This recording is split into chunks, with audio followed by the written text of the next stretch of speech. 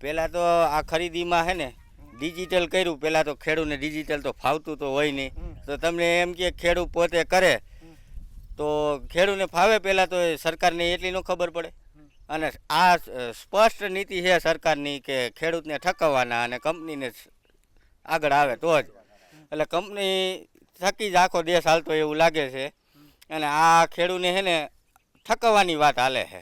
ખેડૂત એની વ્યથા એ જ છે કે અમને ડિજિટલ ફાવે તો ડિજિટલ કરાવે છે તો અમને ફાવે. તો સરકારને એને વ્યવસ્થા સરકારને કરવી જોઈએ. તો એને બધાય તૂત ઊભા કરેલા હોય એવું લાગે છે. કાંઈક સેટેલાઇટ તો ખોટું ન બોલતા હોય.